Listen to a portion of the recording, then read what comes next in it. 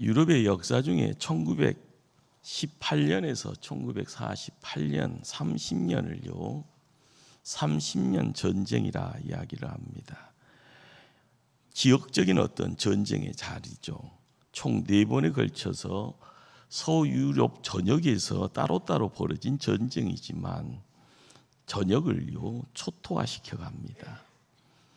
그러나 그런 전쟁의 와중에 부패한 천주교 앞에서 개신교로 개종하는 발걸음이 수를 더합니다. 자본의 발달로요 자유 도시들이 자리를 잡아가면서 근대의 문을 이렇게 활짝 열게 되어지는 그런 반전도 있습니다. 전쟁이라는 것이 우리 생각에 모든 사람을 절망하게 하고 낙심에 빠지게 하는 것처럼 보여지죠. 그런데 여기에 놀라운 역설적인 사실이 있습니다. 무서운 전쟁의 소용돌이에서 역사상 가장 아름답고 은혜로운 찬송들이 불려졌다는 겁니다. 한 음악가가 당시 불려졌던 찬송을요 수집을 합니다.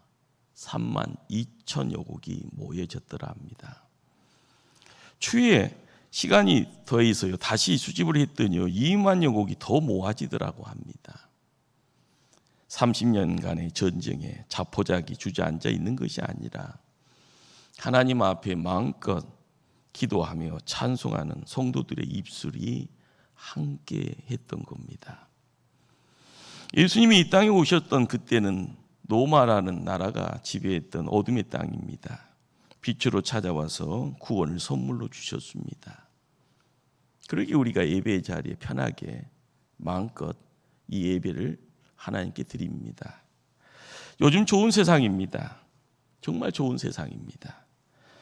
우리도 모르게 새롭게요 역사를 들춰보면 빌 게이츠라는 한 인물이 컴퓨터의 인도를 통해서 새로운 세상을 열었습니다. 한 1980년도 정도 될 것 같습니다. 우리 손에요 핸드폰이라는 것이요 스마트폰으로 바뀌어졌습니다. 이 스마트폰에 장착되어 있는 AI 인공지능으로 또 다른 세상이 이제 시작이 됩니다. 많은 사람들이 염려합니다. AI 제국이 우리 곁에 찾아왔다고 해요. 걱정스럽습니다. 기도하는 것보다 AI에게 물어봐. 참 좋은 소식 같이 보이지만은요 엄청난 소식입니다. 빛의 속도로 궁금증이요 바로 손바닥에서 1분도 안 돼서 한 5초 안에 정답이 오는 세상입니다. 미래 예측을 통해서 사람들이요 사업을 하든지 뭘 하든 간에요 AI에게 물어봅니다. 그러나 걱정스러운 것은 인간의 탐욕과 인간이 가지고 있는 공포 때문에요 우리의 영혼 어둠 가운데 끌려가는 세상이 되어질까라는 무서운 예언들을 우리는 듣게 됩니다.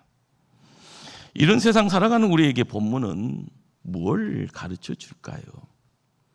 신실한 성도들은 고난 가운데 노래할 수 있다고요. 환난 중에도 찬송하며 살아갔다고요. 또 그렇게 살 수 있었고 그렇게 살아야만 한다고요. 성경은 말씀합니다. 본문의 고린도라는 도시는요 상업으로 번창해서 부유함을 드러내는 도시입니다. 우리 한국 땅의 서울이나 인천이다 그리고 한 부산 정도 되지 않을까 생각이 됩니다. 이 도시에 사도 바울이 복음을 가지고 등장을 합니다. 사도 바울의 복음을 듣고 예수를 믿는 사람들이 생깁니다. 그러나 그들은 이전에 로마 황제의 영향력 가운데 살았던 밑바닥 서민들입니다. 그들은 도시의 부유 안에 모여져 있습니다. 그것이 소돔과 고모라인지도 모르고요. 그렇지만 상대적인 좌절이 있고 허탄감을 안고 살았던 이들입니다. 그렇죠. 예수님 믿기로 작정했으니까요. 그런데 설상가상입니다. 새롭게 믿게 된 예수님 때문에 믿음 생활로 조롱과 핍박을 받게 됩니다. 예수 믿는다라는 한 가지 사실 때문에 가정에서 쫓겨난 사람도 있고요. 일하던 직장에서 버림받은 사람도 생겨납니다. 이런 고린도 교회를 향해 사도 바울이 편지를 씁니다. 그리고 오늘 3절에요. 찬송하리로다라는 말씀으로 시작합니다. 우리 주 예수 그리스도의 하나님을 찬송하라고요. 자비의 아버지를 찬송하라고요. 그리고 위로의 하나님을 찬송하라고 말합니다. 환난 속에서도 하나님을 찬송하며 살아야 될 이유가 사도 바울은 있다고 말합니다. 그 이유가 도대체 무엇일까요? 첫째로요, 하나님을 더 가까이 만날 수 있다라는 겁니다. 사도 바울은 우리가 환난을 통하여 하나님의 특별한 위로를 경험하면 내 안에 계신 주님이 환난에서도 노래할 수 있게 한다라고 말합니다. 확실한 것은 예수 믿는다는 사실 때문에 세상의 모든 고난, 환난을 면제받는 것 아닌 걸 우리는 압니다. 거기다 희망 두지 마십시다. 오히려 예수님 말씀합니다. 세상에서는 너희가 환난 당하나 담대하라. 내가 세상을 이겼노라. 성도들이 세상에서 경험하는 어려움을 요 두 단어로 묘사하네요. 환난 그리고 고난입니다. 이 두 단어를 언어로 비교하다 보면 약간의 차이가 있습니다. 비스무리하지만 차이가 있습니다.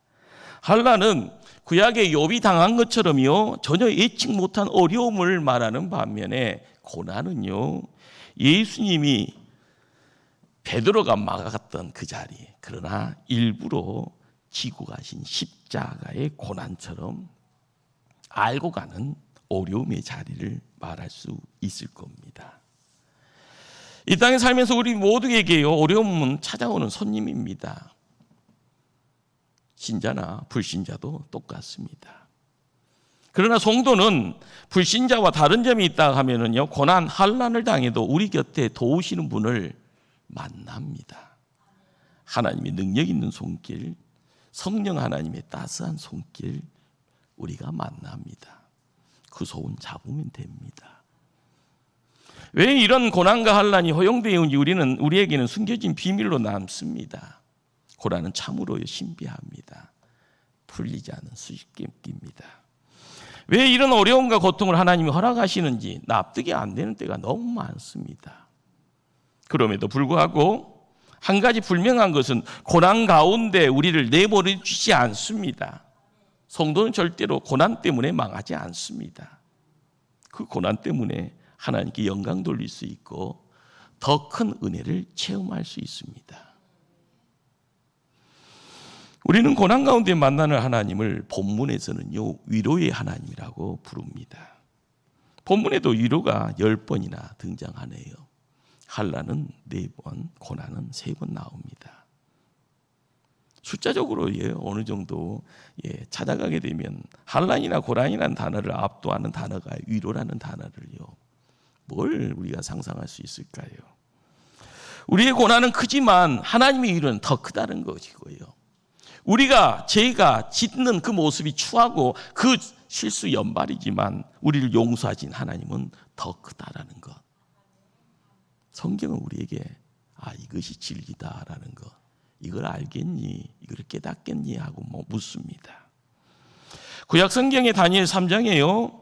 다니엘의 세 친구가 등장을 합니다. 사드락, 메삭, 아벳느고가요. 그런데 그들은 하나님 섬긴다라는 이름 때문에 풀무불에 던져집니다. 우리는 더 길게 생각할 것 아닙니다. 던져진과 동시에 뭐 하는 거예요? 죽는 겁니다. 그 자리에서 들려지는 소리는 잠깐 사람의 고통의 애침뿐이죠. 왜 하나님의 자녀들을 풀무불에 던져 넣는지, 왜 풀무불에 들어가기 전에 먼저 예방하지 않는지 성경은 그 이유에 대해서는 침묵합니다. 불명한 것은요, 풀무불에 3사람이 던져졌건만 풀무불 속에 4사람이 빙글빙글 불 속을 거닐고 있었다라는 겁니다. 미지한 사람은 누구일까요? 성도는 물 가운데 지날 때 물 때문에 걱정하네요. 불 가운데 지날 때도 불 때문에 두려워합니다. 하나님은 우리를 왜 고난 중에 있게 하는지 그 이유는 알 수 없지만 분명한 한 가지는요, 시험, 환난 가운데 전능한 하나님이 나와 함께 하신다라는 사실입니다. 이걸 느끼라는 겁니다. 이것이 믿음의 안목으로 믿음의 영안이 열려져서 보여지는 그 자리에 하나님이 일하시는, 그 하나님의 일하심의 그 손길, 그것을 알아야 될 겁니다. 혼자 고난당하도록 내버리지 아니하시고요. 그 고난의 현장에 하나님 우리와 함께 하신다. 우리를 지켜주신다. 우리를 붙잡아 주신다. 그러기에 이사야 41장 10절은 이런 말씀을 우리에게 전합니다. 두려워하지 말라. 내가 너와 함께 함이라. 놀라지 말라. 나는 내 하나님이 됨이라. 내가 너를 굳세게 하리라. 참으로 너를 도와주리라. 참으로 나의 의로운 오른손으로 너를 붙들리라. 할렐루야. 둘째로요, 우리가 찬송을 해야 되는 이유는 고난받는 이웃의 친구가 될 수 있기 때문에 그렇습니다. 1996년 먼 당신이네요. 벌써 그때 64세로 천국을 가셨던 분이 계십니다. 세계적인 영성가로 이야기되어졌고요. 한국 기독교에 큰 영향을 끼쳤던 신부입니다. 헨리 나우엔이라는 분입니다. 그분의 저서 중에 더 우운드드 힐러, 상처받은 치유자라는 조그만 책이 있습니다. 100페이지가 넘어가면 큰 책인데요. 조그만 책입니다. 헨리 나우엔은 예수님을 상처받은 분이다라고 소개합니다. 이 땅에서 사람들에게 상처받았고 제자들의 배신으로 상처받았고요. 보이지 않는 가운데 가족으로부터 거절을 당합니다. 노아 병정들에게 살이 찢겨지는 상처를 받았고요. 겟세마네 동산에서 하나님으로부터 버림도 받는 상처를 받습니다. 그리고 십자가에서 상처를 받으며 피를 흘리십니다. 짧은 33년의 인생 살았던 예수님, 그분은 온통 상처투성입니다. 그럼에도 불구하고 그 많은 상처에도 원망하지 않습니다. 불평하지 않습니다. 자학하지도 않습니다. 상처받은 사람들을 예수님은 가슴으로 끌어안더라는 겁니다. 끌어안는 중에 놀라운 변화가요, 치유가 되어지더라. 온 인류의 상처를 홀로 체험하신 그분이 온 인류의 상처를요 품고 치유하시는 분이 되어지더라. 그래서 그분이 위대하시죠. 그분을요 어떻게 표현을 해야 될 건가 깨닫는 분들은 알아갑니다. 십자가를 통하여서요. 부활의 주님이 찾아와서요 말씀하셨던 그 음성 앞에요 막혔던 문들이 허물어지고요, 인생을 묶었던 제세사들이 풀려지는 자리에 그분이 나의 구세주인 것을 온몸으로 느끼게 됩니다. 하나님의 자녀인 성도들이 살다가 많은 상처 받을 수 있습니다. 그런데 우리가 꼭 알아야 될 것은요, 그 상처가 우리에게는 사명인 것을 깨닫기를 바랍니다. 내가 상처받았다는 것 때문에 다른 사람에게 상처를 준다라는 것 정당한 것처럼 보입니다. 아닙니다. 우리가 깨달아야 될 것은요, 내가 받은 상처는요 나에게는 훈장이더라. 하나님의 일을 감당하는 가운데 청지기가 받아야 될 상처이기에 하나님 편에는 훈장이고요, 이것이 하나님 편에는 자랑거리가 될 수 있는데 그것 때문에 누군가에게 핍박을 가하는 자가 되어진다는 것 옳도당토도 않는 겁니다. 나의 사명으로 다른 사람들이 치유되어진다면요, 더 넓은 가슴을 소유하고요, 더 깊이를 더하는 가운데 나를 통하여서 사랑이라는 것이 흘러가게 되었을 때 내 자녀들이 그걸 보는 가운데 깨닫게 되어지는 것이 뭔지 아십니까? 하나님은 살아계신다. 믿음의 가문 되어져 나가는 자리에서 내가 몰랐을 때는 모르지만 시간 지나다 보면 어른 되어지면 깨닫게 되어지는 것, 내 힘으로 할 수 없는 세상인 것.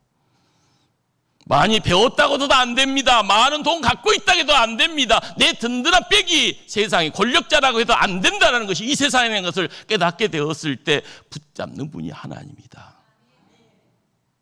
오늘 본문이요 4절에서 그 말씀을 전합니다. 그는 우리의 모든 환난 중에서 우리를 위로하사 우리로 하여금 하나님께 받는 위로로서 모든 환난 중에 있는 자들을 능히 위로하게 하시는 이시로다. 내가 위로받았다는 것, 그 사실은 내가 이제 다른 사람들을 위로할 수 있는 사람이 되었다는 겁니다. 그러면 네가 노래함으로 말미암아 내 주변에 있는 모든 사람들도 나와 함께 노래하고 나와 함께 기도하고 나와 함께 하나님 곁에 더 가까이 몸부림치는 그 거룩한 몸부림을 통하여서요, 성도의 진솔함이요, 하나님의 백성들로 함께 공동체를 이루어가는 그 모습을 통하여서요, 이곳이 천국이구나, 우리 초대교회가 이 땅에 천국 되어지기를 간절히 축원합니다. 본문에서 한란 고난이라는 단어보다 더 위로라는 말이 더 많이 나왔다고 했습니다. 그런데 본문을 보다 보면 위로라는 단어보다 더 많이 등장하는 단어가 또 하나 있습니다. 우리라는 말입니다. 우리라는 단어가 자그마치 16번 등장하네요. 무슨 이야기일까요? 우리 곁에 한란 당한 자가 있으면 우리가 그 곁에 가서 함께 있어주라는 겁니다. 고난 속에서 신음하는 자와 함께하는 마음, 그 마음은 하나님 마음입니다. 고난 중에 있으면서 고난 받는 자를 위로할 수 있는 인격, 그건 이 땅을 찾아오신 예수 그리스도의 인격입니다. 요즘은요, 혼족들이 많네요. 뭐든지 혼자 하려고 하고요. 그러다 보니까 우는 것도 마음대로 못 웃는다고 합니다. 그런데 우리 주변에 울음을 터뜨린 사람이 있네요. 목 놓아 울부짖는 사람이 있네요. 건들기가 두려울 정도로요, 세상 떠났더라도 예쳐가며 우는 사람이 있습니다. 우리가 찾아갈 수 있다고 하면 가야죠. 우는 시간에 함께 그 자리를 지킬 수 있다면 지켜야죠. 어느 정도 눈물이 끊쳐지면 손잡아주며 무슨 사정이 있냐고 들어줄 수 있으면 들어줘야 되죠. 내가 할 건 없다마는 너를 위해서 내가 기도할 수 있는데 같이 기도하자고 하면서 기도할 수 있는 시간을 붙들고 가면서 하나님이 이곳에 있어져 위로해 주기를 소망할 수 있다면 소망해야죠. 우리가 찾아가 위로하고 붙들고 기도할 때요, 눈물이 변하여 기쁨이 되고요, 슬픔이 변하여 찬송이 되어지고요, 내가 있는 곳의 기쁨과 웃음으로요, 물된 동산이 만들어 간다 하면은 바로 그것이요, 죄악된 세상에 이 땅의 천국이라. 아무리 힘들어도요, 우리가 함께하는 그곳에 함께 웃을 수 있는 자리가 만들어졌을 때 내 현실은 지옥 같더라도 우리 때문에 살아나는 겁니다. 우리 때문에 일어설 수가 있습니다. 우리 때문에요, 다시 한번 세계를 개척해 나가면서요, 함께 가자꾸나 할 수 있습니다. 너의 찬송이 나의 찬송이 되고요, 너의 위로가 나의 위로가 되어지고요, 너의 승리가 나의 승리가 되어지는, 나의 기쁨이 너의 기쁨이 되어지는 그 아름다움을 통하여서요, 먼저 된 자가 나중된 자에게요, 나중된 자는 나중에요, 힘이 있으면은 또 누군가를 또한 끼안고 나가는 아름다운 우리의 공동체, 거기에 우리 초대교회가 있기를 간절히 축원합니다. 셋째는요, 우리가 노래를 해야 될 이유는요, 삶을 빛나게 하는 고난이기에 노래해야 하는 겁니다. 인생이 만사형통이면 하나님만을 생각하며 살아갈 것 같은데요, 그렇지 못합니다. 걱정거리가 없으면 한없이 노래하며 살아갈 것 같은데 인생은 그렇게 낙낙치 않습니다. 주변에 들려지는 것은요, 좀 잘 되면 나 잘났네, 나 좀 보라고 이야기합니다. 내가 힘이 있다고, 나 많이 갖고 있다고요, 나 이만큼 공부했다고요 가시합니다. 갑자기 허영이 부풀어지는 가운데, 그러다가 훅 하면은 자기 우상의 미혹 가운데 세상은요, 이것도 아니고 저것도 아닌 그런 모습이 되어집니다. 요즘 세상이 그러네요. 17세에 예수님 만나서 회심하고 선교사로 헌신했던 한 인물이 있습니다. 나중에는요, 중국 땅을 찾아가서 내지 선교회를 설립을 합니다.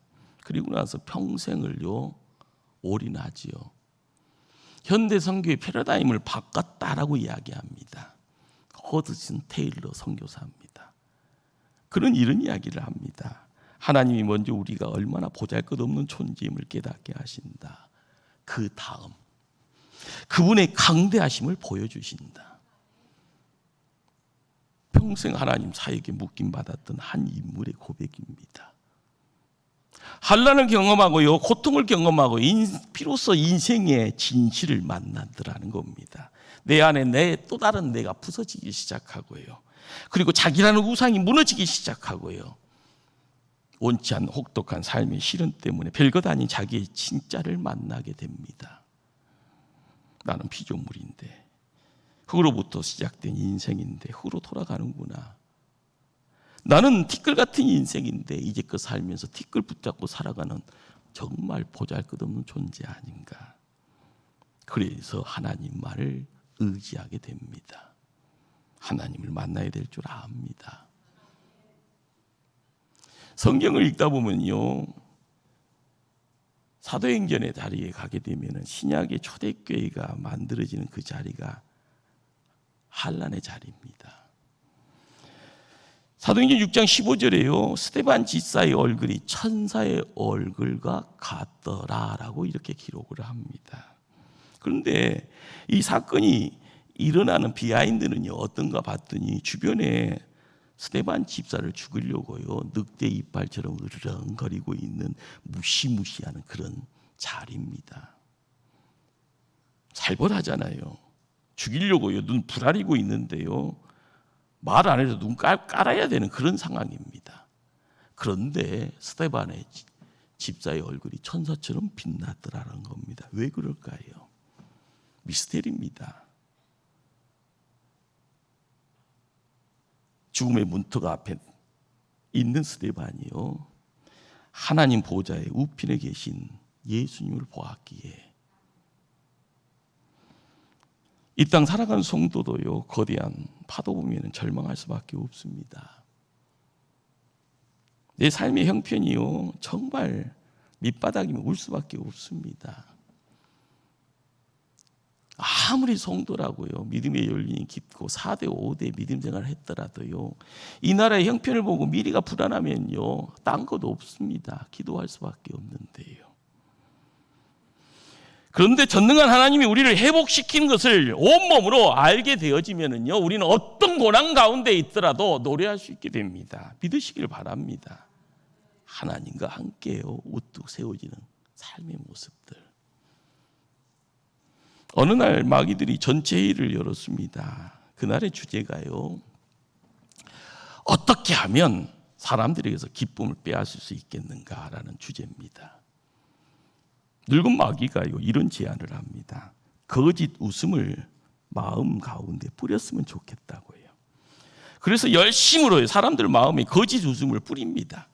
그러니까 약발이 쓰니까 사람들이요, 막 웃기 시작합니다. 무슨 일을 보더라도 웃습니다.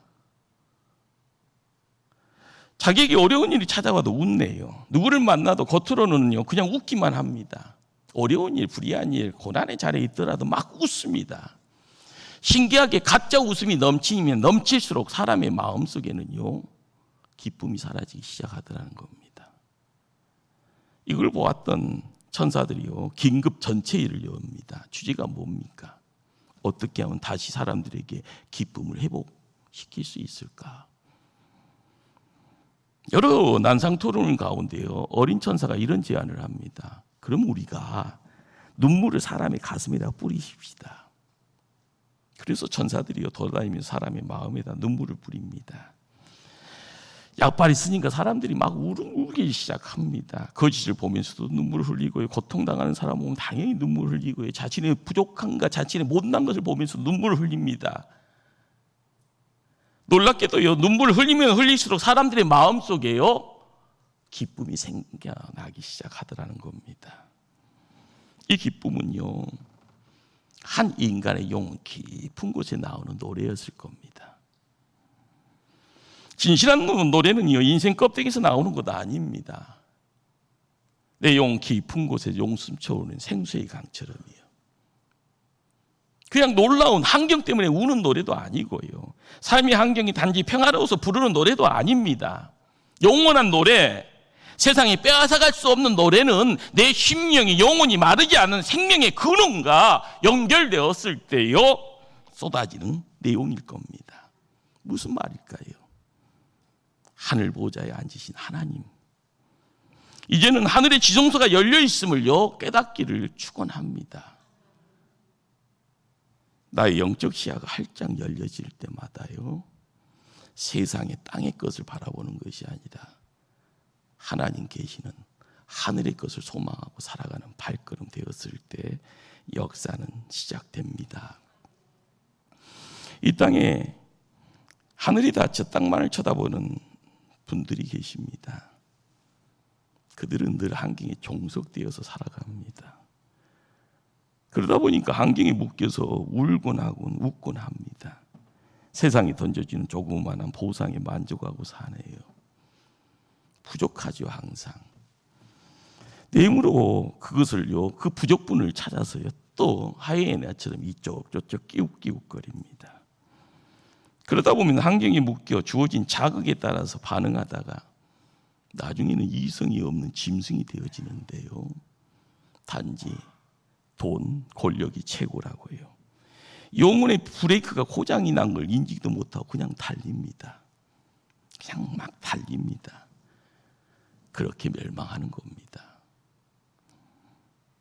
반면에요, 분명히 세상 살이가 힘듭니다. 지쳐 있습니다. 그런데 노래하는 분들이 계십니다. 그들에게는 하늘이 열려져 있습니다.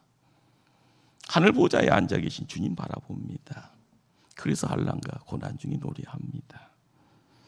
이 땅에 사랑으로 오신 예수님의 그 십자가와 예수님의 그 부활의 능력으로 삶의 자유를 경험하고요, 그 자유 때문에 힘있게 발걸음을 옮겨갑니다.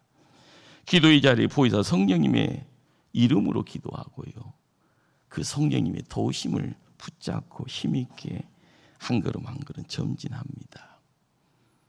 그래서인지 나도 힘든데 오히려 다른 사람들을 위로하고요, 그들로 하여금 노래하게 합니다. 이런 분들이 진정한 영적 지도자가 아닐까요? 우리 하나님 얼마나 좋은 분이니까요. 요즘 좋은 세상입니다. 정말 좋은 세상입니다. 스마트폰으로 다 해결되고 AI로 응답받고요, 원하는 건 즉각 정답을 받고요. 그러나 더 가다가는 큰일입니다. 하나님 자리에 누가 있습니까? 맞춤형, 인간에게 싫은 소리 하지 않는 AI의 소리만 남습니다. 요즘에요, AI라는 현대판 무당이 판치는 세상이 되었건만 이것이 좋다고 덩실덩실 같이 움직이려고 합니다. 믿음의 성도가 분별이 있어야 되는데요. 점점 찾아오는 것이요, 스물스물 주전자 안에 있는 개구리처럼요, 죽는지도 모르고 여기에 따뜻하니 좋사오니 그러다가 큰일 납니다. 환난이라는 것이 뭘까요? 공고의 때가 어느 때입니까? 중요한 것은 어떤 상황이든 간에 노래를 하는 자입니다. 하나님의 말씀을 가지고요, 하나님의 음성 듣기를 원하며 하나님의 생명을 가지고 노래할 수 있는 복된 자 되어지기를 축원합니다. 도종환 시인의 흔들리며 피는 꽃이라는 이쁜 시가 있어서 여러분에게 소개합니다. 흔들리지 않고 피는 꽃이 어디 있으랴. 이 세상 그 어떤 아름다운 꽃도 다 흔들리면서 피어나니, 흔들리면서 줄기를 곧게 세웠나니 흔들리지 않고 가는 사람이 어디 있으랴. 젖지 않고 피는 꽃이 어디 있으랴.